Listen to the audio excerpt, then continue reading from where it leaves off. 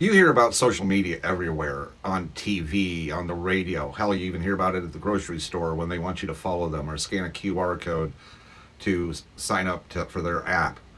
There's even some old guy in a chair on YouTube explaining what social media is and why it might or might not be useful for you. But if you don't have a YouTube, Facebook, Instagram, or TikTok account, where exactly do you begin? Welcome back. I'm Rico. I'm the old guy in the chair, and today I'll show you how to create social media accounts. We'll use YouTube as our main example, but the same basic information is going to apply to Facebook, Instagram, and TikTok. The good news is these accounts are all free, and the sign up process is more or less very similar across all of them. Um, a lot more similar than the platforms would have you believe. They're not as unique as they want to be. So once you understand one, the other ones become a whole lot easier. And before we start, let's clear up one big um, important difference in terminology. An account is not the same as a profile or page or channel. Okay? Your account is the key to a building. It proves who you are and lets you sign in. You can think of um, your account as the little security badge that you have if you swipe to get into your office building. But in this case, it's to get into the YouTube or Facebook or TikTok or Instagram building. Now, your profile page or channel is your own personal room in that building, your office, as it were. So once you get inside it, that room is yours. Um, it's the part that other people may get to see or may not, depending on how private you are. And that room can be as simple as a name and a basic picture, or it can be pretty complex if you're doing it for a business and fill it full of photographs and links and contact information. So my advice to you is simple. Start small. Only share information that truly needs to be public. Remember, the internet is open to friends, family, and the occasional ne'er-do-well, right? Before we begin, we need to have a few things ready. You need to know your email address, your mobile phone number. You'll actually need your physical phone in case you receive a verification code, and you will need access to your email. Um, you'll I would encourage you beforehand to come up with a good, strong 15 character plus password. And also think of 2 or 3 possible usernames that you can use to sign up. Um, and maybe like a little notepad so that you can keep track of which email address, phone number, username, and sign in method you used on each platform. Um, Now, I always encourage people to use a different password for every account and store those passwords somewhere secure. That can be a little notebook that you keep stashed away, but please don't put it on a sticky note that's just sitting on right on your monitor there. That's not a great way to start. So, let's create an account. Let's start with YouTube. Here's your first surprise when you go to sign up for these platforms. All these platforms are owned by other companies, and YouTube is owned by Google. So it will ask you to sign in with a Google account. Now, if you have a Gmail address already, that is your Google account. If you don't, you can create one if you want for free, or you can use your personal email address or your own email address that you have.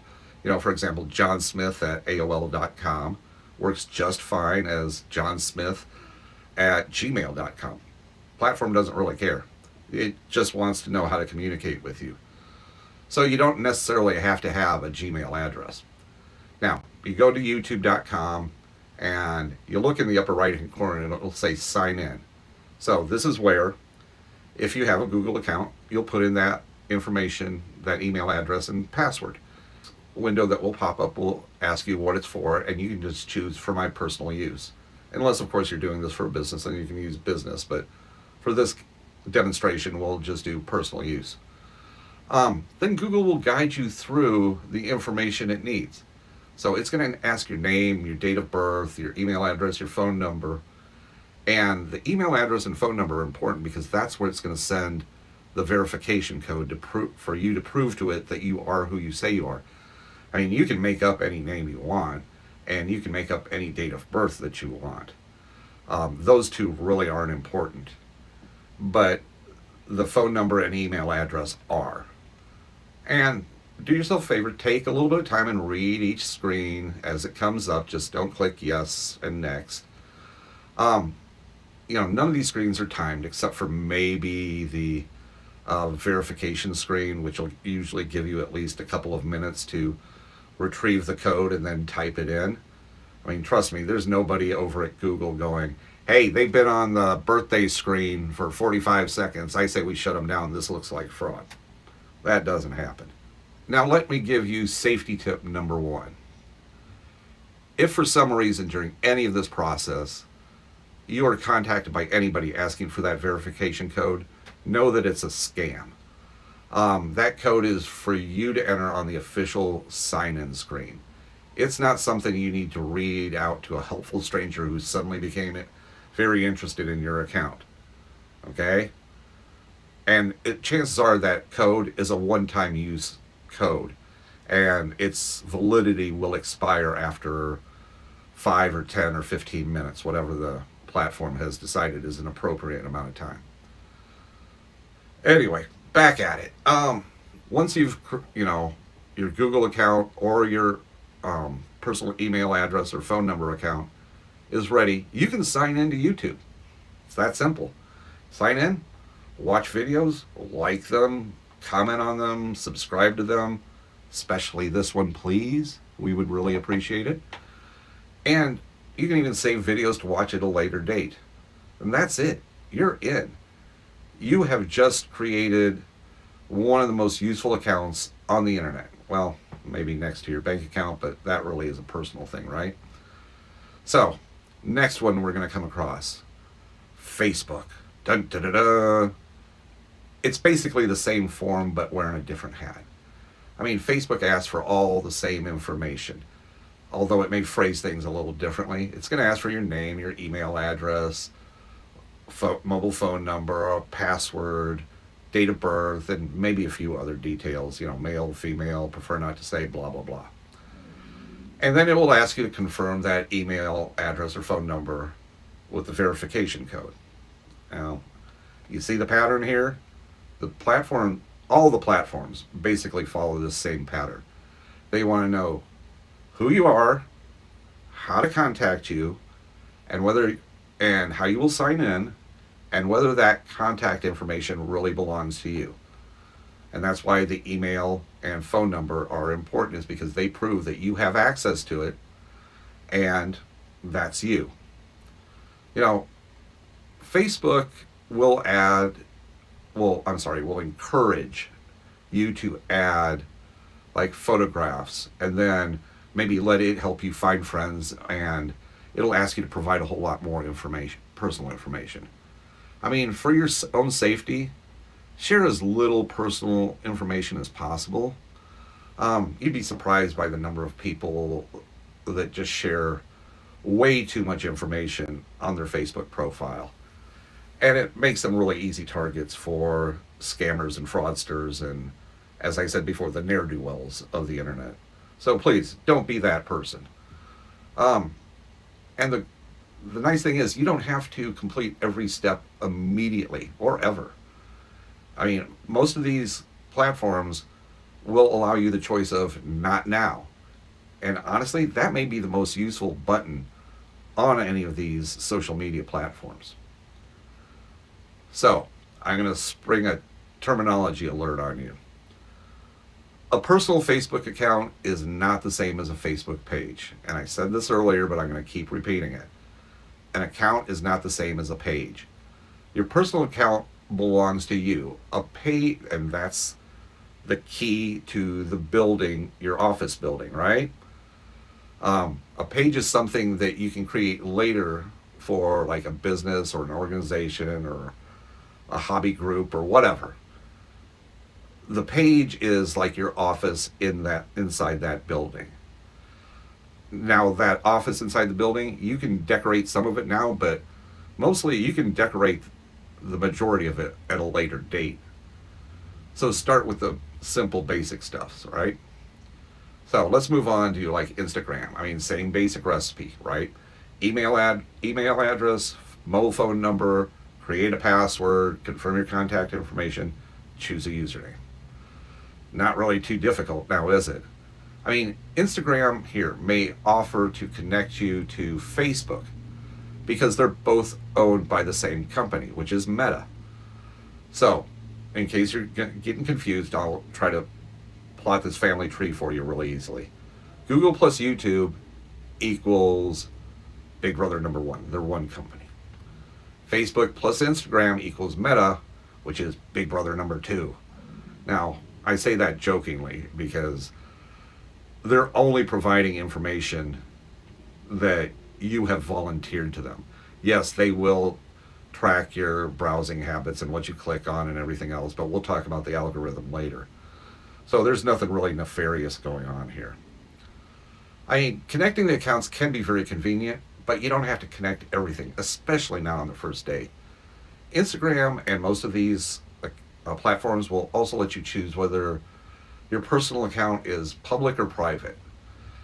With a private account, people generally need your approval before they can follow you and see what you post.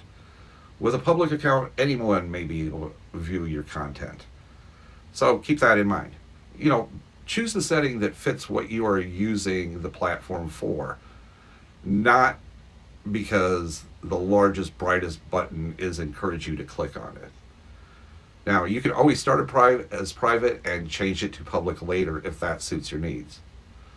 Now, the semi-outlier in this group is TikTok. Because of these four platforms, TikTok is the one that's most focused on mobile phones and mobile devices. So you'll probably have to create this account through the TikTok app on either your phone or your tablet rather than on your computer. That's the big difference. And it's not that big, trust me. But now, the sign-up process is pretty similar. Email address, phone number, existing account, confirm who you are, create a username. Now, one other difference on TikTok is it lets you sign up through either a Google account, a Facebook account, an Apple ID, or maybe even another account.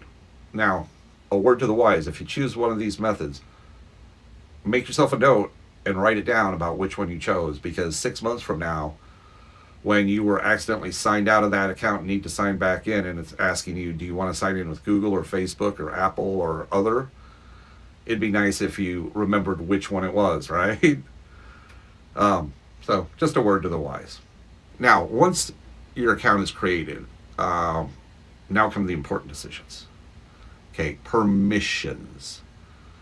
All these platforms may ask to access your contacts, your photos, connect you with other accounts, send you notifications, or help you find friends. And my advice on this is simple. Start with the answer of no thank you. You can always allow something later on a platform, but taking permission back from a platform can be a lot more complicated. And unless you really desperately need to know every time Aunt Ruthie posts a new recipe or a new opinion, leave the notifications off. I mean, trust me, you will be better off not hearing that little dinner bell ringing every 15 minutes when Aunt Ruthie goes on a posting spree. I know a lot of people that their phone is just ding, ding, ding, ding, ding, ding, and it's like, that's so irritating. Turn off the notifications. Those notifications will be there when you open up that app. They're not going anywhere. Now, let me give you a little safety alert. On every platform, you need to check three basic things. And think about three basic things. Who can see what you post? Who can contact you? And can a total stranger find your phone number and email address from your account?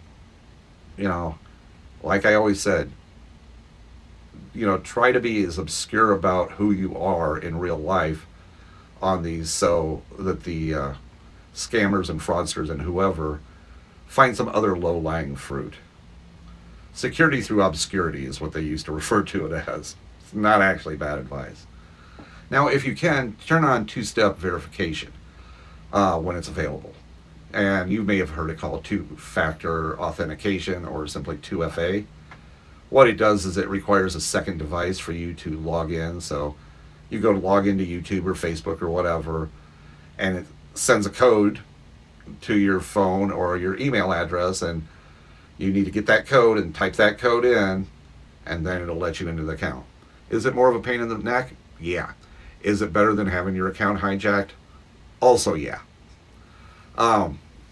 You can think of it like putting a deadbolt on your door. I mean, it's easier if you just have to put your key in the knob and turn it, rather than put your key in the knob and turn it, and then put your key in the deadbolt and turn it. But it's a whole lot better than just putting up a sign that says, please don't come into my house and steal anything. Okay, I'd appreciate it. Thank you. Now, that's the end of my safety rant for today, or at least most of it anyway. Now, on every platform, the buttons and the menus will change over time. They always do. It's 100% given. So don't worry about memorizing exactly where every button is on the screen. Just remember the basic processes. You know, that's all you really need to do. And, you know, the basic process for this video is, you know, to create an account is, first you got to create the account, then you got to prove it belongs to you, then you get to choose what people can see, then you need to protect it, and then start small. You know, and by that I mean, like on YouTube, just subscribe to one or two channels at first. You know, some people you know are actually will follow, you know, channels like this, hint hint. On Facebook, you know, find a trusted friend or a family relative or a group that you want to be part of, and follow them. More people like them will start showing up as suggested friends and contacts. On Instagram, you know, just follow maybe a hobby or an organization you care about, and the people will start popping up and you can look at their stuff and then decide. On TikTok, well, that's, like I said, that's a little different. You know, watch a few subjects that interest you, and follow the ones that you want, but be selective about who you follow before you end up following half of the planet, right? Now, if you've seen my other video on social media for the older crowd, you'll know that I talk about training the algorithm. So if you have seen it, thank you, and I hope you remember what I talked about there. And if you don't, I encourage you to go watch it. Now, every choice you make on these platforms helps determine what you're going to see next. Like I said, you're training the algorithm. So train it carefully, because you watch one video about alpacas, the internet's going to decide that raising alpacas is now your life's purpose. You know, you don't need to completely understand the algorithm, but you do need a basic understanding of it. So that's why I say, please go watch social media for the older crowd on this channel. It'll explain it in a lot more detail. Now, another thing, you don't need to complete your entire profile on every platform and connect every contact or follow hundreds of people on the first day. Add things only when they are useful to you. You know, social media is not an all or nothing decision. You can look around, learn something, connect with people, and use the parts that have value to you. I mean, remember, creating an account gives you the key to the platform. That's why it's important. Equally important, it also means it does not give the platform the keys to your life. You get to decide which doors to open and what people can see, and most importantly, you get to decide when you close that door and walk away for the evening. So that having been said, I really do appreciate you taking the time to watch this. As always, please like, subscribe, follow, share, and take a look at my other related videos. Like I said, there are some that pertain to this especially. And, you know, there's also the ones about alpacas, and those are optional, but you may enjoy it. Anyway, I'm Rico, the old guy in the chair. Thanks, my friends. I'll see you next time.